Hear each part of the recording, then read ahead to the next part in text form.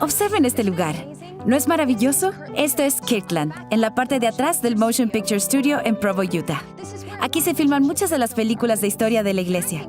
Y creo que es el lugar perfecto para hablar de Santos. Este es el tomo 1 de Santos. Quizás hayan oído hablar de él. Se han vendido más de 400,000 ejemplares y más de 1 millón de personas lo han leído en formato electrónico. Está disponible en 14 idiomas. ¿Qué dicen los lectores acerca de Santos? Me encantó que en el tomo 1 de Santos todas las fuentes estaban en el libro, pero si quería más información podía ir a internet y averiguar más cosas si me quedaba alguna duda.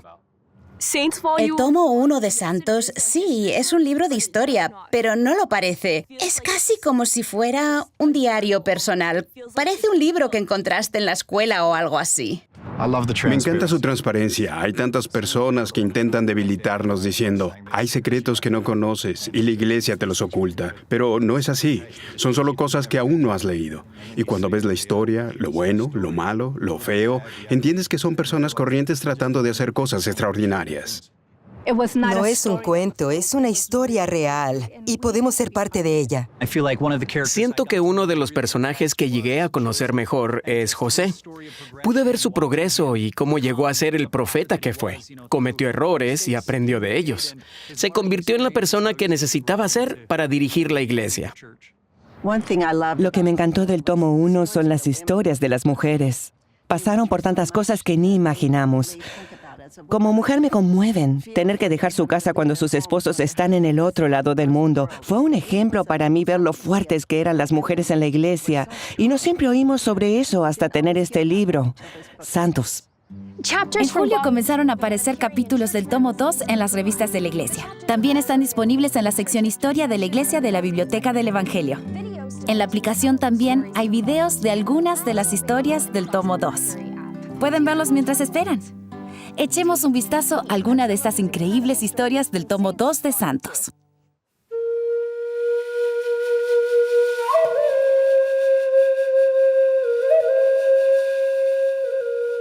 En 1843, cuando José Smith llama a Addison Pratt, Knowlton Hanks, Noah Rogers y Benjamin Groard a esta misión en el Pacífico, fue un hito en la historia de las misiones de los santos de los últimos días.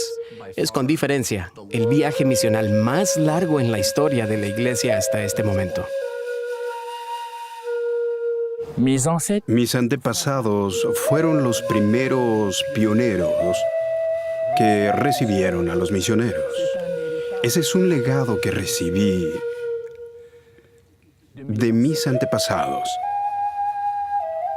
Y es por eso que agradezco al Señor que enviara a los misioneros aquí, a Tubuai.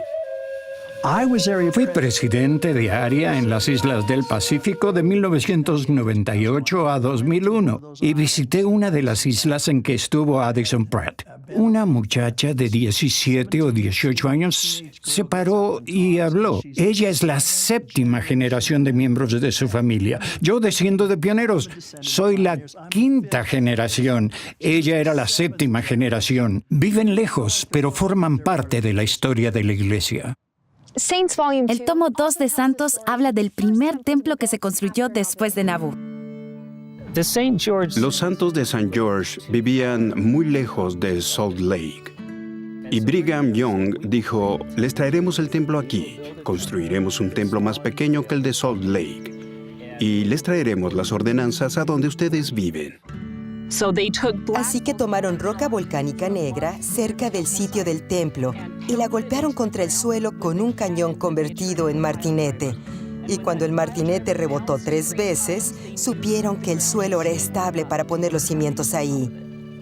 Si vivías en St. George, no importa cuán pobre fueras, donaste algo. Hay historias de miembros de la iglesia que donaron $1 porque era todo lo que tenían.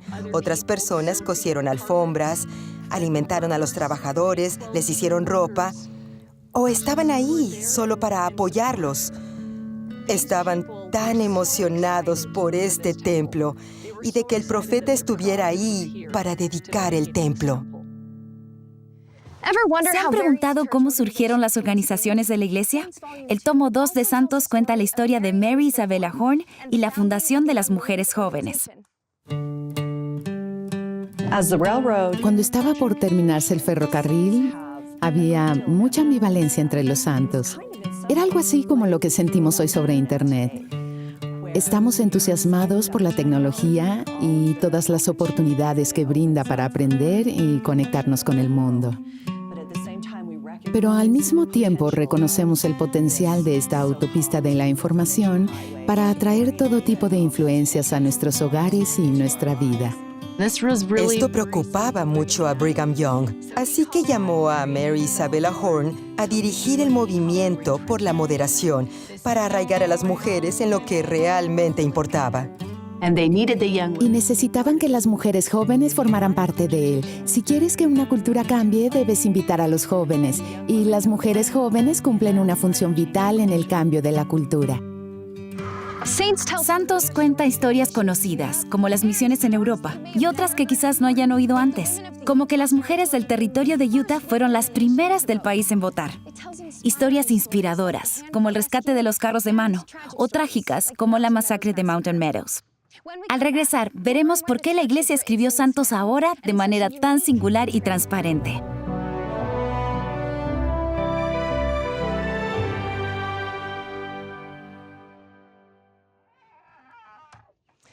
El Elder LeGrand Curtis Jr. es el historiador y registrador de la Iglesia de Jesucristo de los Santos de los últimos días. Preguntamos al Elder Curtis y a otros expertos por qué la Iglesia está escribiendo esta nueva narrativa. En la reunión misma donde se organizó la iglesia en abril de 1830, el Señor dijo, se llevará entre vosotros una historia. Santos es la historia de personas normales tocadas por los cielos. Y si uno piensa en ello, ese es todo nuestro empeño. Aquí somos mortales, normales, pero tratamos de hacer lo que Dios desea que hagamos. Y al ver a José Smith, a M. Smith, a personas normales, hombres y mujeres, nos damos cuenta de cómo podemos servir a Dios ahora. En el pasado, al escribir la historia de la iglesia, nos basamos en personas en puestos administrativos. Sus voces fueron presentadas y destacadas. En esta ocasión, al escribir la historia de la iglesia, nos basamos en la gente común, en los héroes anónimos que quedaron excluidos al relatar la historia de la iglesia de manera tradicional. En la década de 1860, Brigham Young aconsejó a los historiadores de la iglesia escriban en estilo narrativo. Sabía, como todos sabemos, que necesitábamos historias de nuestro pasado para dar sentido a nuestro presente y orientarnos en el futuro. Viendo la maravillosa recepción que tuvo Santos, está claro que la idea de escribir una narración fue la correcta.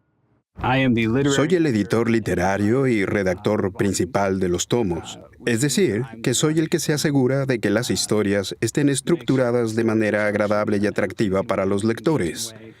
Y si quieren cautivar a un lector, en especial a alguien a quien no le gusta mucho la historia o que se desanima con la redacción académica, entonces la narrativa es lo mejor, porque a todos nos gusta un buen relato. Espero que los lectores de Santos se encuentren a sí mismos en la historia, que puedan conectar con los pioneros, con los primeros santos, con las personas que nos precedieron. A veces, al pensar en nuestra historia, es muy fácil concentrarnos en referentes como José o Brigham y pensar en esas figuras singulares e icónicas que se han convertido en personajes del tapiz de nuestra historia.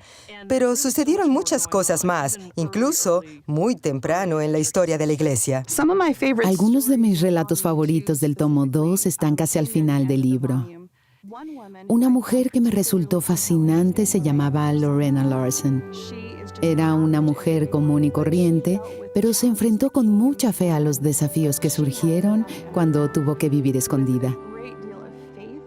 Pero ella también escribió de una manera muy honesta y apasionante, lo que la convirtió en un personaje estupendo porque pude usar sus palabras y emociones para contar su historia.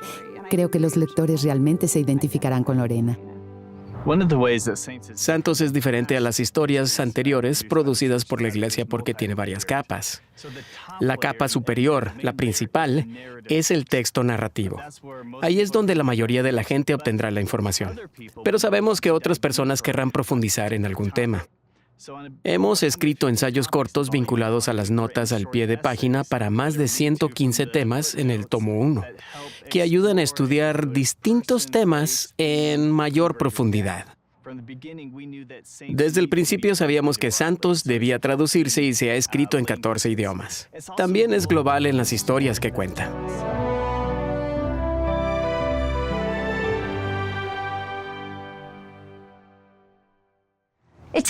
Hace falta un equipo para crear las herramientas, temas y recursos que conforman el Proyecto Santos.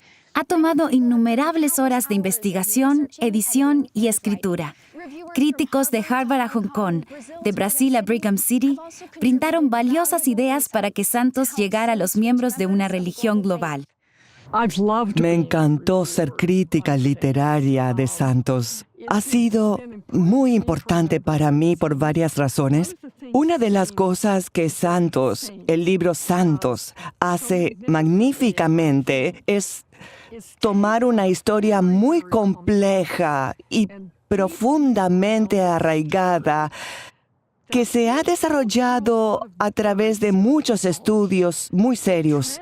Convierte estudios muy sofisticados en una narrativa atractiva y comprensible. La Presidencia General de la Primaria me dio la asignación y me pidió que la representara a leer el manuscrito. Al leer los tomos 1 y 2 de Santos, sentí una conexión con la historia. Me animó a sentir que yo formaba parte de algo más grande que yo misma.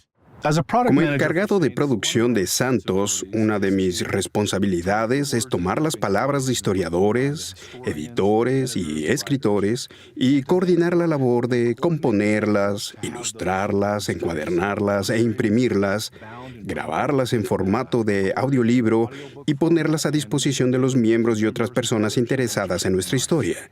Fui el presentador del podcast de Santos, donde pude entrevistar a historiadores, escritores y autoridades generales para aprender más sobre esos temas. Para mí fue genial poder explorar esas cosas con un poco más de detalle y presentarlas a la audiencia de una manera divertida y atractiva.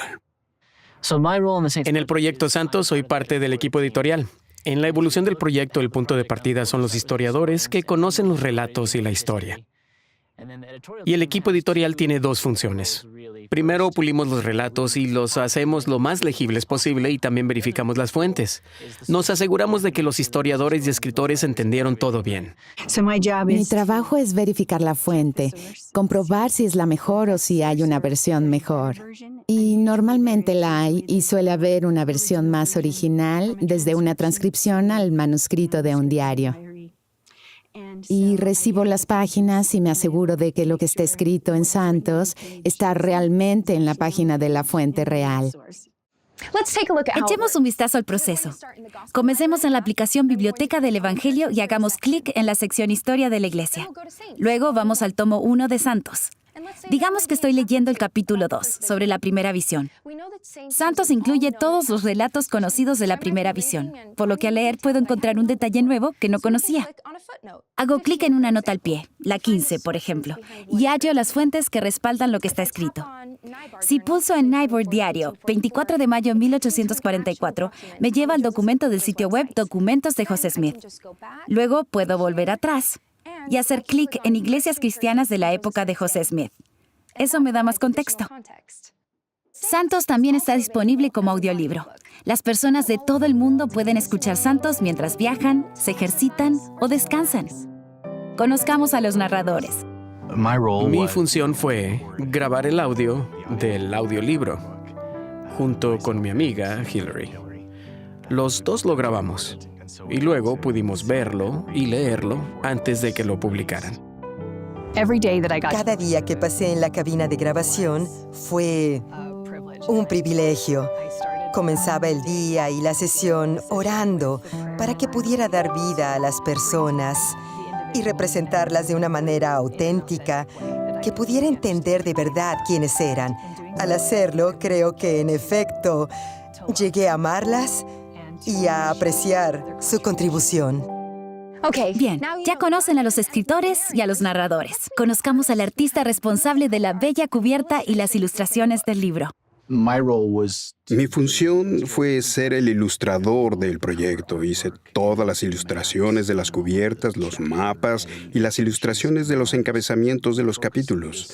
El objetivo de este material fue mostrar el crecimiento mundial de la Iglesia con los templos como focos principales de la línea temporal. Y pensé, ¿no sería genial que pudiera crear un panorama de la historia de la Iglesia con todos los templos distribuidos por las ilustraciones?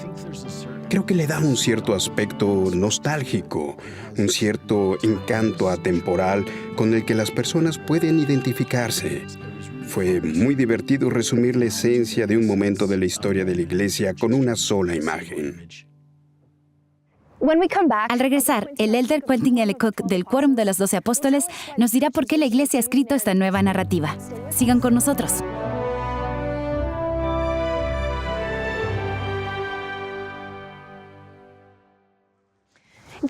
¿Sabían que las mujeres de Utah fueron las primeras en votar en los Estados Unidos? ¿Y que los indios Shoshones ayudaron a construir el templo de Logan, Utah? ¿Se preguntaron sobre las dificultades de la poligamia, tanto para la iglesia como para las familias que la vivían? Estos y otros relatos se incluyen en el tomo 2 de Santos, que se publicará próximamente. Un aspecto de la historia de la Iglesia que espero que los miembros de todo el mundo conozcan es que las mujeres de Utah fueron las primeras en ejercer el derecho al voto. ¿Por qué es importante? El sufragio es un ejemplo de mujeres tratadas como ciudadanas de pleno derecho. Mujeres que se consideran ciudadanas de pleno derecho y que se toman en serio el potencial que tienen para participar en la sociedad y mejorarla.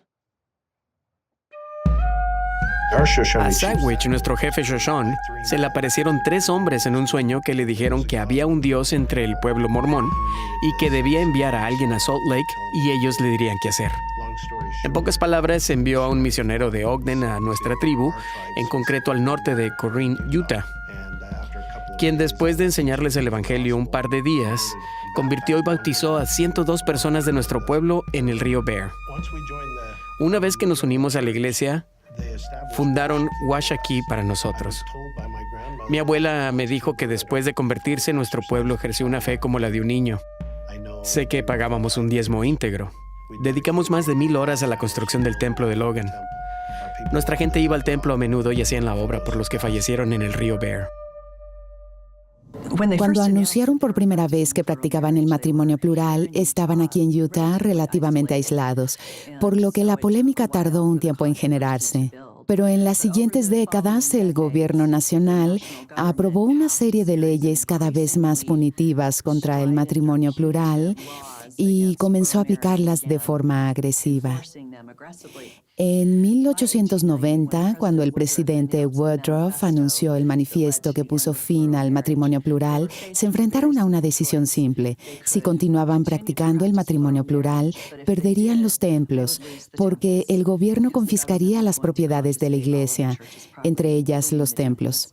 Eso interrumpiría la obra de salvación por los muertos. La verdad no es solo lo bueno, es lo bueno y lo malo. Como nos dice Doctrina y Convenios, la verdad es el conocimiento de las cosas como son, como eran y como han de ser. Podemos aprender de sucesos tan terribles como la masacre de Mountain Meadows. Algo que aprendí al estudiar ese tema es que cuando las personas se reunían en consejo y confiaban en la sabiduría colectiva, solían tomar buenas decisiones. Cuando desestimaban las decisiones del consejo y las tomaban de forma individual, a menudo tomaban malas decisiones. José Smith y los líderes de la iglesia que le siguieron han dicho que el fervor sin conocimiento no es una virtud, y creo que en el caso de Mountain Meadows se trató de personas fervorosas que intentaron actuar según ese sentimiento de fervor sin dar un paso atrás y reflexionar sobre si lo que hacían estaba bien o mal. La Iglesia ha dado una nueva mirada a su propia historia, a lo dulce y lo amargo, a las tragedias y a los triunfos. Esta perspectiva nueva y atractiva ha llegado al corazón de los lectores de todo el mundo, tanto jóvenes como mayores. El tomo 2 de Santos termina con la dedicación del templo de Salt Lake. No quiero arruinarle el suspenso a nadie, pero es magnífico. Piensen en todos los desafíos que ocurrieron en este tomo, comenzando con la expulsión de los santos de Nabú y el viaje por las llanuras, y concluye en un gran punto culminante, con manifestaciones espirituales y regocijo cuando se termina el templo de Salt Lake tras 40 años de construcción. Espero que el resultado final sea un profundo aprecio por nuestros antepasados y los sacrificios y las dificultades que enfrentaron, y que eso nos faculte como pueblo para enfrentar dificultades quizá diferentes, pero que pueden llegar a ser una bendición para nosotros y nos dé fuerzas y poder para superar los problemas actuales. La primera presidencia ha dicho: recordar el legado de fe, devoción y perseverancia que compartimos nos da perspectiva y fortaleza para enfrentar los retos de nuestra época. Santos nos ayuda a recordar. El tomo 1 se publicó hace apenas un año y desde cualquier punto de vista ya es un éxito. Ahora hay capítulos del tomo 2 disponibles en línea y en las revistas Ensign y Liahona. Si tienen preguntas sobre la historia de la Iglesia o si buscan una historia cautivadora pero verdadera, estén atentos al tomo 2 de Santos a principios de 2020. Buena lectura.